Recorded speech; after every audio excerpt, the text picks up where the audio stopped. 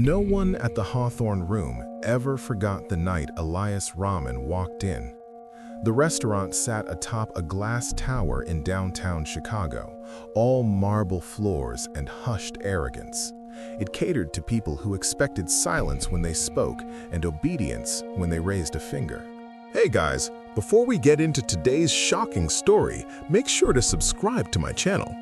Today, a millionaire thought he could humiliate a waitress, but what she did next shocked everyone. Comment your country below, and trust me, the real shocking part is coming. You have to see it. Elias Rahman fit perfectly. He was a white American billionaire of Arab descent, immaculately dressed, cold-eyed, and famous for buying struggling companies just to shut them down. His wealth wasn't loud, it was surgical. When he sat, the room subtly rearranged itself around him. The waitress assigned to his table was named Claire Morgan, 27, blonde hair pulled back too tight, a plain black uniform that did nothing to hide exhaustion in her eyes. She'd worked doubles for months, quietly absorbing disrespect like it was part of the job description. Elias didn't look at her when she poured his water. "What do you recommend?" he asked, his voice calm, deliberate. Claire answered professionally, careful not to rush. Before she finished, he raised a hand. "I didn't ask for the menu summary," he said. "I asked what you recommend. There's a difference." The table laughed, not loudly, just enough. Claire flushed. "The lamb." "Of course you'd say that," Elias interrupted. "That's what they train you to say." The laughter grew bolder. When she returned with his order, he switched languages mid-sentence, speaking rapid Arabic to the man beside him. His tone sharpened, mocking. Several words landed like knives. "She doesn't understand a word," he said in Arabic. "They never do. Smiles, apologies, nothing behind the eyes." Claire froze. She understood every word, but she said nothing. Elias continued, louder now, enjoying the performance. He criticized the restaurant, the city, the service, each insult sharpened by the assumption she was invisible. When the lamb arrived, he barely touched it. "This is dry," he said, pushing the plate away. "I don't pay for mistakes." Claire apologized. He leaned back, studying her like a problem. "You know," he said, "people like you think proximity to wealth means something. It doesn't. You're just part of the scenery."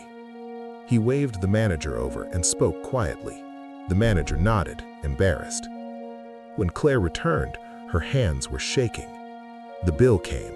Elias left a $0 tip, circled it, and wrote one word: learn. As he stood to leave, he glanced at her one last time. "Next time," he said, smiling thinly, "try listening, even when you don't understand."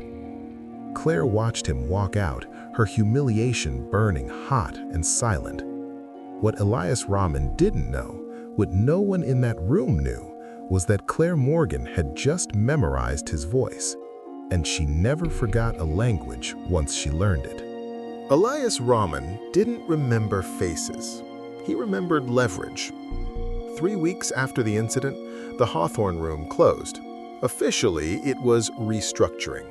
Unofficially, Elias had quietly acquired the property through a shell corporation, raised the lease, and walked away smiling. 57 employees lost their jobs.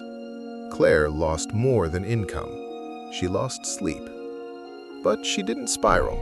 She didn't rant online or beg for sympathy. Instead, she started researching. Corporate records, holding companies, patterns. Elias Rahman had a habit: humiliate publicly, dominate privately, disappear clean. She found something else too. A non-profit foundation bearing his family name, language education, cultural preservation, Middle Eastern investment outreach. The board was filled with academics, diplomats, and donors who believed Elias was misunderstood, a bridge builder. Claire applied for a temporary administrative position. Her resume was unimpressive until the interview. When the board member switched to Arabic casually, Claire responded fluently. Perfect pronunciation, classical structure, no hesitation. The room went silent. "I studied abroad," she said softly. "Language is respect." She was hired on the spot. Weeks passed. Claire worked quietly, efficiently. She translated emails, sat in meetings, observed how Elias performed generosity like theater. He donated loudly, he controlled subtly. At a private fundraiser in New York, Claire was assigned as a liaison. Elias arrived late, commanding the room as always. When he spoke Arabic to the donors, it was elegant but slightly off, polished but performative. Claire corrected a translation gently. Elias turned, annoyed. "You speak Arabic?" he asked. "Yes," she replied. He studied her face. Nothing clicked. "Impressive for an assistant," he said flatly. She nodded. Language reveals intention. Something about her tone unsettled him. Over the next month, Claire became indispensable. She noticed inconsistencies in contracts, mistranslations that conveniently favored Elias, subtle shifts of meaning that redirected funds. She corrected nothing. She documented everything. When Elias announced a massive international expansion, praised as cultural diplomacy, Claire was the one tasked with preparing the multilingual briefing materials. She worked directly with his legal team. Every word mattered, and she made sure it did. The collapse didn't begin loudly. It began with questions. At an international symposium streamed live, Elias presented his flagship cultural initiative. Investors watched, journalists listened. The language mattered. Claire stood off stage, headset on, monitoring translations. When a board member asked about financial transparency, Elias answered smoothly in Arabic. Claire didn't correct him. She translated exactly what he said. The room shifted. A phrase he'd used, casually, arrogantly, implied ownership where there was none. Another suggested authority he didn't legally possess. Subtle in Arabic, damning in English. Investors exchanged looks. A journalist raised a hand. "Can you clarify?" she asked. Elias frowned. "That's not what I said." Claire's voice came through the feed, calm and precise. "It is," she said, word for word. Elias turned sharply. That's when recognition hit him. The restaurant, the lamb, the $0 tip.